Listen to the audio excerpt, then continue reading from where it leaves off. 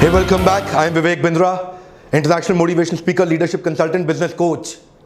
आज तक का जितना भी बिजनेस को लेकर के इंपॉर्टेंट लर्निंग है, पूरा बिजनेस को बिल्ड करने के लिए एक ही वीडियो में सारे लेसन देने जा रहा हूं। एक साल अगर आप कहीं ट्रेनिंग लेंगे ना, वो एक साल की ट्रेनिंग को समराइज करके 10 पॉइंट्स में बताऊंगा। एक स्टार्टअप हो या बड़ा बिजनेस हो, फेलियर के 10 कारण क्या होते हैं।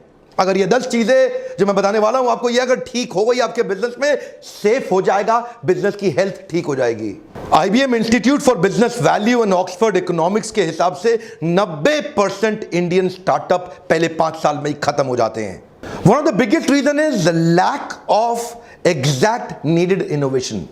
इनको मैं 10 पॉइंट्स में डिटेल में बताने वाला हूं। 2015-16 की एशिया की रिपोर्ट देखें, इंडिया ने केवल 1423 पेटेंट फाइल किए, कोरिया ने 14,600 पेटेंट फाइल किए, चाइना के 29,800 पेटेंट हैं और वहीं जापान 44,200 से ज्यादा पेटेंट फाइल करके एशिया के अंदर स्टार्टअप्स में सबसे आगे निकला है। फोर्ब्स ने मोस्ट इनोवेटिव लिस्ट ऑफ एक कंपनीज निकाली, उसके अंदर 25 टॉप कॉर्पोरेट जहां सबसे ज्यादा इनोवेशन होता है, इंडिया की 25 में एक ही कंपनी आई, Asian paints. Ratan Tata continuously अपना डिससैटिस्फैक्शन पब्लिकली एक्सप्रेस कर रहे हैं। इंडिया में एक्चुअल डिसरप्शन और एक्चुअल इनोवेशन इंडियन व्यापारियों में एग्जिस्ट नहीं करता। अगर आप चाहते हैं कि वो अपने बिजनेस को एक्चुअली बड़ा करें, ये 10 पॉइंट्स जिंदगी भर छाप के प्रिंट आउट लेके हर जगह इसको लगा लें, याद रखें। ये 10 पॉइंट्स आपके लिए मील का पत्थर साबित होंगे। 2015 में इतने खराब एक्सपीरियंसेस हुए कि 2016 की फंडिंग बहुत नीचे चली गई। 2015 में स्टार्टअप्स को फंडिंग मिली $7.5 बिलियन की। वही 2016 के अंदर हमारे स्टार्टअप्स केवल $3.5 बिलियन का फंड ही अट्रैक्ट कर पाए। वो एनर्जी कम हो गई। आज इन्वेस्टर पैसा डालना ही नहीं चाहते, क्योंकि हमारे इंडिया में स्टार्टअप्स को बड़ा करना और मेंटेन बिजनेस को करना आता नहीं है लोगों को। स्टार्टअप के इकोसिस्टम को लेके जो मोस्ट पॉपुलर 10 सिटीज है पूरे दुनिया के अंदर, उनमें इंडिया की किसी भी सिटी का नाम ही नहीं आता। मोस्टली सारी सिटीज अमेरिकन है। नंबर 1 पे सिलिकॉन वैली, 2 पे New York city, Los Angeles, Boston, ये टेल अवीव इजराइल से आती है, फिर London, Chicago, Seattle, Berlin, Singapore. India का कहीं नाम ही नहीं आता। हां, बैंगलोर तो है, लेकिन टॉप सिटीज में नहीं आ रहा। केवल बैंगलोर ही रजिस्टर हो रहा है दुनिया के मैप पे। क्विकली 10 पॉइंट लेते हैं। पहला पॉइंट है missing innovation around customers money making model. सारे जितने व्यापारी हैं पहले अपने मनी मेकिंग मॉडल को कैलकुलेट करते हैं, ये नहीं देखते कि उनका कस्टमर का मनी मेकिंग मॉडल क्या होने वाला है। मेरे कस्टमर को एग्जैक्टली सफलता कहां से मिलेगी, मेरे को सफलता कहां से मिलेगी, ये सब कैलकुलेट कर रहे हैं। लेकिन जब तक कस्टमर की सफलता कैसे होगी, उसकी प्रॉफिटेबिलिटी, उसकी लिक्विडिटी, उसकी ग्रोथ, उसकी प्रोडक्टिविटी, उसका ग्रॉस मार्जिन, उसका रेवेन्यू, उसका inventory turnover, cash flow, brand equity, उसका कस्टमर एक्विजिशन और रिटेंशन, और उसकी वेलोसिटी, स्पीड ऑफ ट्रांजैक्शन, किस प्रकार मेरे कस्टमर अपने मनी को लेके ग्रो करते हैं, किस प्रकार मेरे कस्टमर का मनी मेकिंग मॉडल और रिकरिंग रेवेन्यू मॉडल ग्रो करता है। जिस दिन वो समझ में आएगा तो कस्टमर की नीड से मेरी ग्रीड पूरी होगी। पहला पॉइंट, इनोवेशन कैसे आता है, what problem are you solving in your customer's life which he cannot solve on his own। Innovation किधर होगा, कस्टमर की नीड पे होगा। ये पहला पॉइंट है। और अगर हम थोड़ा बहुत नीड समझ भी लेते हैं ना कस्टमर की, इंडियन स्टार्टअप्स तो ऐसे हैं जो कॉपी मारने में बड़े तेज हैं। उबर आया, उसके अगेंस्ट ओला खड़ा कर दिया। एयरबीएनबी आया, उसके अगेंस्ट ओयो खड़ा कर दिया। अमेजॉन आया, उसके अगेंस्ट फ्लिपकार्ट खड़ा कर दिया। स्पॉटिफाई आया, उसके अगेंस्ट गाना खड़ा कर दिया। अगर कस्टमर की नीड को समझने की कोशिश भी कर रहे हैं तो वो भी सीधा सीधा अमेरिकन स्टार्टअप्स को एकदम कॉपी मारने की इंडिया में कोशिश कर रहे हैं। अपना बड़ा इनोवेशन अभी तक इंडियन स्टार्टअप ऐसा कोई भी नहीं जो पूरी दुनिया में छा चुका हो।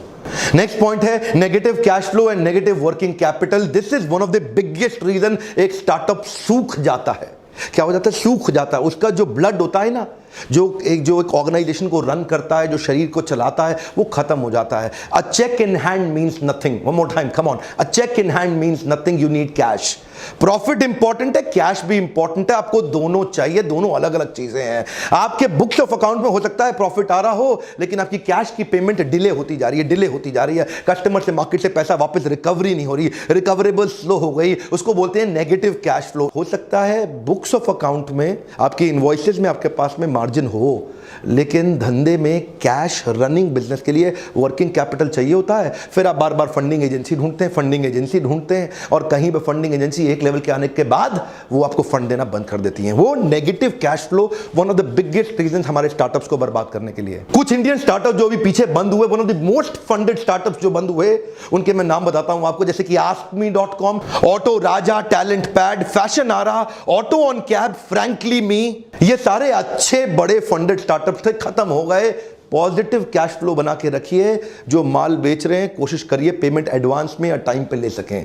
तीसरा पॉइंट है एक्सपेंशन विद नेगेटिव मार्जिन। पिछला वाला था कैश फ्लो के बारे में, यह है मार्जिन के बारे में।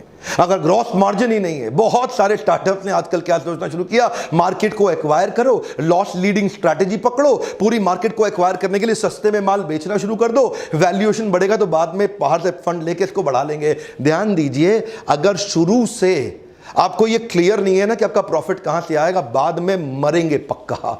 मैं कितने लोगों को दुखी देखता हूं, मेरे लीडरशिप फनल में आते हैं, फिर उनको समझाते हैं, उनका दिमाग के ढक्कन खुल जाते हैं इस लीडरशिप फनल प्रोग्राम में। ये दिक्कत क्या है, ये धंधा करते हैं सस्ता बेचने के चक्कर में शुरू से ही मार्जिन के साथ कॉम्प्रोमाइज कर जाते हैं। ध्यान दीजिए, पहले से ही प्लान बना के रखिए कि कब और कैसे अपने मार्जिन को कवर करेंगे। सस्ता बेचने के चक्कर में मार्केट को एक्वायर करने में डीप पॉकेट्स के लिए अगर प्रिपरेशन नहीं है, पहले प्रिपेयर नहीं किया, जिंदगी भर रिपेयर करते रहोगे, बाद में बड़ा सा लिखा होगा शट डाउन। और हमारे आते हैं लीडरशिप फंड में, बेचारे रोते हैं मेरे साथ पर्सनली बैठ के, यही गलतियां कर रहे हैं, या नेगेटिव कैश फ्लो या नेगेटिव मार्जिन। ये दोनों बहुत जरूरी है, दोनों अलग अलग पॉइंट है, दोनों को समझिए। अगला मेरा पॉइंट है lack of talented man power. इसके ऊपर मैंने पूरा वीडियो दिया था, how to build high performance team. अगर आपके पास नवरत्न तैयार नहीं है ना, अकबर की टीम विदेश से इंडिया आई थी, नवरत्नों की मदद से पूरे देश को कंट्रोल कर लिया। क्या आपके पास आपके talented, high potential, high performance, high skill, high will, क्या आपने हाईली केपेबल लोगों की मैन पावर तैयार करी है? ये मेरा क्वेश्चन है आपसे। क्या आप उनकी कॉम्पिटेंसी मैपिंग, उनकी कॉम्पिटेंसी असेसमेंट कर रहे हैं? क्या आप देख रहे हैं आपके पास ऐसे लोग हैं जो आपके विजन को एग्जीक्यूट कर जाएं? क्या आपके पास ऐसे लोग हैं जो आपकी आइडिएशन को एग्जीक्यूशन में कन्वर्ट कर दें? क्या आपके पास ऐसे लोग हैं जो मोस्ट टैलेंटेड लोग हाईएस्ट एंथुसियाज्म और एनर्जी के साथ काम कर रहे हैं? ये बहुत इंपॉर्टेंट चीज है। उनके एज को पहचानिए और उनके एज को एनर्जाइज करके उनको एंगेज कर दीजिए। अगर बढ़िया मैन पावर नहीं, सब कुछ अच्छा होने के बाद भी अकेले आप थोड़ी काम करेंगे, लल्लू लाल गुलाब जामुन वाले थोड़े ही हैं आप गल्ले में बैठ के चिपक के थोड़ी धंधा बड़ा कर सकते हैं। मैन पावर तो आपको चाहिए ही चाहिए। अगर नहीं देखा how to build high performance team video, वो जरूर देखिएगा। पांचवा पॉइंट है मेरा scalability with recurring revenue model. ये स्केलेबिलिटी और रिकरिंग रेवेन्यू मॉडल दो चीजें हैं। स्केलेबिलिटी मतलब बिजनेस में बड़ा होने का मॉडल क्या आपने ढूंढा, क्या वो ढूंढ पाए हैं कि बिजनेस बड़ा कहां से होगा? कई स्टार्टअप्स बड़े प्रॉफिटेबल होते हैं, कई स्टार्टअप्स में मार्जिन अच्छा होता है, कई स्टार्टअप्स अपने रीजन के अंदर अच्छा काम कर जाते हैं, लोकल रीजनल स्टार्टअप या बिजनेस होते हैं, लेकिन वो बड़ा कैसे किया जाए जो पूरी दुनिया में फैल सके, उसकी तैयारी पहले से नहीं करते। और दूसरी चीज, बड़ा होते होते होते जो आपके कस्टमर है, क्या वो रेगुलर कस्टमर बन पा रहे हैं? क्या आप अपने कस्टमर्स को रिटेन कर पा रहे हैं? क्या आपके कस्टमर आपको रिकरिंग रेवेन्यू दे रहे हैं? लगातार लगातार लगातार रेवेन्यू दे पाने वाले कुछ अश्योर्ड कस्टमर जो कि लॉन्ग टर्म कॉन्ट्रैक्ट के साथ काम करते हैं, जो कि आपके साथ जुड़े रहते हैं। इसके ऊपर अभी आपने पीछे वीडियो देखा था रेगुलर इनकम के ऊपर कि बिना मेहनत के या कम मेहनत के साथ रेगुलर इनकम कैसे बढ़ाएं, नहीं देखा तो वो भी जरूर देखिएगा। वो वीडियो पूरा डिटेल है, लेकिन यहां पे एक पॉइंट है जो बड़ा महत्वपूर्ण है कि एक तो बिजनेस बड़ा होना चाहिए और दूसरा बिजनेस में कुछ सस्टेन्ड रिटेन कस्टमर्स के लिए रिकरिंग रेवेन्यू मतलब रेगुलर इनकम वाले मेथड्स को बिल्ड करें। अगर ऐसा रहेगा तो आगे दौड़ पीछे छोड़, आगे दौड़ पीछे छोड़, इसका टेंशन नहीं रहेगा। व्यापारी यही करते हैं, नए नए कस्टमर के पीछे भागते रहते हैं, पुराने वाले पीछे छूटते रहते हैं। छठा मेरा पॉइंट है mixed marketing signal and wrong positioning. इसके ऊपर तो लीडरशिप फनल में इतने क्वेश्चन आते हैं, मेरे साथ लाइव वर्कशॉप में लोग क्वेश्चन करते हैं। प्रॉब्लम क्या है, लोगों को पता ही नहीं अपने प्रोडक्ट को मार्केट में पोजीशन कैसे करना है। वो है कौन, आपकी आइडेंटिटी है क्या, आपका परफेक्ट कस्टमर कौन है, आपका इम्परफेक्ट कस्टमर कौन है, आपका परफेक्ट प्रोडक्ट क्या है, आपका इम्परफेक्ट प्रोडक्ट क्या है। आपका प्रोडक्ट ठीक से प्लान नहीं किया गया, आपका कस्टमर का सेगमेंटेशन ठीक से प्लान नहीं किया गया। हर जगह हर एक को जाके तू भी खरीद ले, तू भी खरीद ले, हर एक को थोड़ी जाके माल बेचते हैं। आपको परफेक्ट मार्केट डेमोग्राफी और साइकोग्राफी के हिसाब से ढूंढनी है और फिर जाकर के वही प्रोडक्ट प्रेजेंट करना है। अपना सिंगल सिग्नल ढूंढिए, आप कौन हैं, जिससे आपकी आइडेंटिटी तैयार होगी। क्या आप न्यूएस्ट हैं, क्या आप प्रॉब्लम सॉल्वर हैं, क्या आप बेस्ट हैं, आप मोस्ट कन्वीनियंट हैं, cheapest, best value, most prestigious, maximum feature हैं, या फिर आप मोस्ट रिलायबल हैं। इस प्रकार की कई तरह की पोजीशनिंग होती है। जब आपको पोजीशनिंग पता हो कि आप हैं कौन, आप उसी हिसाब से पैकेजिंग करेंगे, उसी हिसाब से ब्रांडिंग करेंगे, उसी हिसाब से मार्केटिंग करेंगे, उसी हिसाब से प्रोडक्ट को लेकर के मार्केट में प्रेजेंट करेंगे, उसी हिसाब की स्कीम लाएंगे, पॉलिसीज लाएंगे, पीछे बैकएंड की टीम भी उस हिसाब से तैयार होगी। आपकी मार्केटिंग की प्लानिंग ठीक है कि नहीं है, सिंगल सिग्नल दे रहे हैं कि नहीं दे रहे हैं। थम्स अप का सिंगल सिग्नल है, टेस्ट द थंडर, आज कुछ तूफानी करते हैं, एक 4 तूफानी देना भैया, ये बिल्कुल सिंगल सिग्नल है। उनको पता है उनकी मार्केट कौन है और कैसे बेचना है। इसको बोलते हैं प्रोडक्ट पोजीशनिंग। 7वां quick point, releasing product as a laggard. Laggard मतलब ये लेट लतीफ है भैया, प्रोडक्ट लेके बाद में पहुंच रहे हैं मार्केट में, पूरी मार्केट अब सैचुरेट होने को आ गई, ये बेचारे लास्ट में आ रहे हैं, अरे ये तो मार्केट में चल रहा था, मैं भी ले आता हूं, मेरा भी खरीद लो, मेरा भी खरीद लो। फिर डिस्काउंट देते रहना, उसके बाद बैठ करके स्कीम चलाते रहना, मार्जिन कम करते रहना, उधारी देते रहना, अपने धंधे को खत्म कर लेना। आपके धंधा, आपका बिजनेस कितना सेफ है, इस पर डिपेंड करता है कि आप प्रोडक्ट की टाइमिंग ठीक है, क्या आप मार्केट के अडॉप्शन कर्व को पहचान पा रहे हैं। One of the biggest reason product late आने के बाद में बेचारा स्ट्रगल ही करता रहता है, यार कोई खरीद नहीं रहा है, कोई खरीद नहीं रहा है, बढ़िया कस्टमर नहीं मिल रहा, कस्टमर तंग कर रहा है, कस्टमर मेरे कॉम्पिटिटर के पास चला जाता है, कस्टमर उधारी मांगता है। इस पे तो बहुत डिस्कशन करते हैं मेरे पार्टिसिपेंट आके मेरे साथ। हम पूरी एंटरप्रेन्योरशिप आपको सिखाना चाहते हैं इस छोटे से समरी वीडियो के माध्यम से। 8वां पॉइंट है, save yourself from getting out competed. आपने अच्छा बिजनेस तो शुरू कर दिया, लेकिन आपका कॉम्पिटिटर आपको ध्यान से देख रहा है, ये आदमी कर क्या रहा है, उसकी पूरी नजर है आपके ऊपर, उसकी चील की तरह पैनी नजर है आपकी हर चाल के ऊपर, वो पोकर की तरह चुपचाप खड़ा होकर के देख रहा है आपको, ये आदमी कर क्या रहा है। पहले से तैयारी करके चलना है। आपने एंट्री बैरियर का मेरा वीडियो देखा था, मैंने वहां कुछ पॉइंट शेयर किए थे।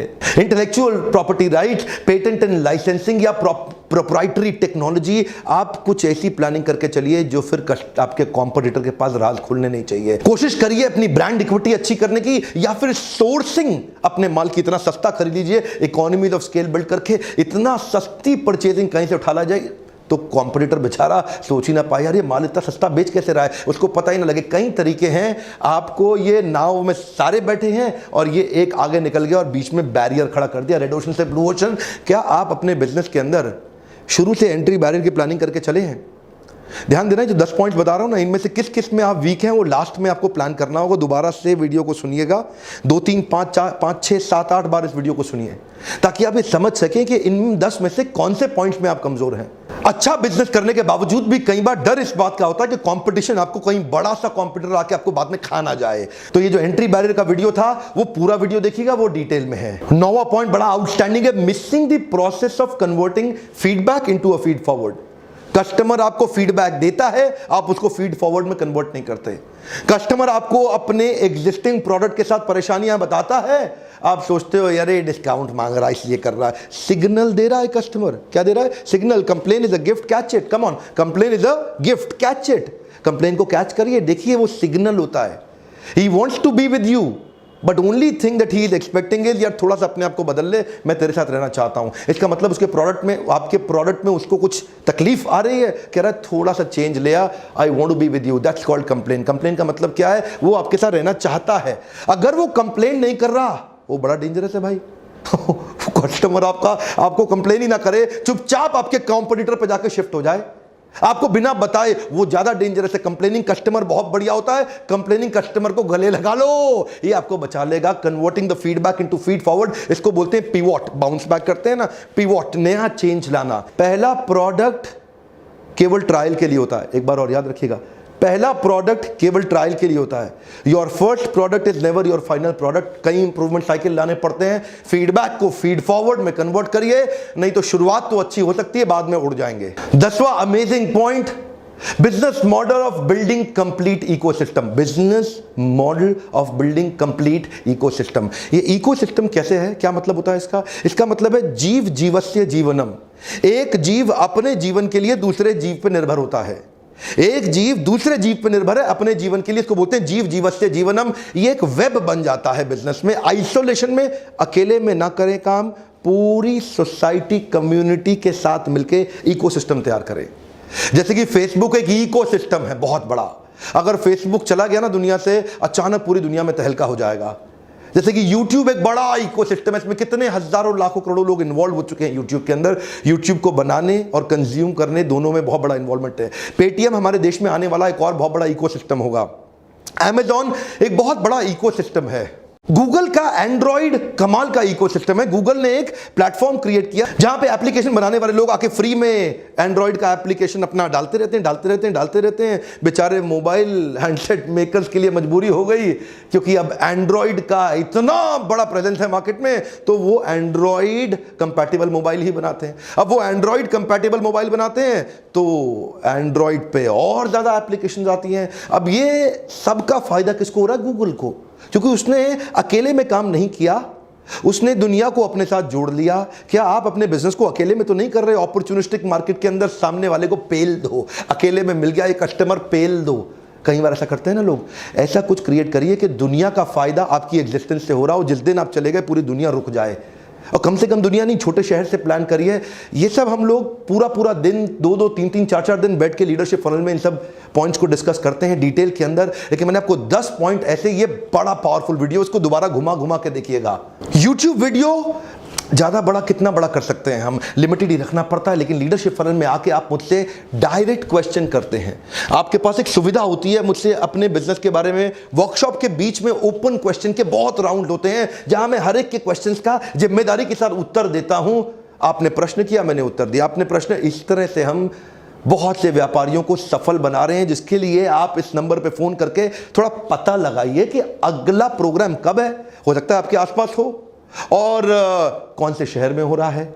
आज कमेंट में मुझे बताइए अगला बिजनेस से संबंधित कौन सा वीडियो देखना चाहते हैं आप। मैं आपसे पूछना चाहता हूं अगला बिजनेस से संबंधित कौन सा वीडियो देखना चाहते हैं। अगर आपको मेरे इन वीडियो से मदद हो रही है, लाइक जरूर करिए। और बड़े बड़े ग्रुप्स हैं आप लोगों के व्हाट्सएप में, वहां पे कई लोगों को शेयर करिए। मुझे बहुत लोग रोज जिस एयरपोर्ट पे जा रहा हूं, जिस शहर में जा रहा हूं, लोग मुझे रोज मिल रहे हैं। हजारों लोग मुझे हर रोज, मैं कई नए लोगों से, आपका वीडियो से मुझे ये फायदा हुआ, आपके वीडियो से मुझे वो फायदा हुआ, आपके वीडियो से ऐसा फायदा हुआ। लोगों के फायदे के लिए वीडियो उनको शेयर करिए। ये वहां सब लोगों तक पहुंचेगा ना, तो हमारा नाम भी तो ग्लोबल प्रेजेंस में आना चाहिए।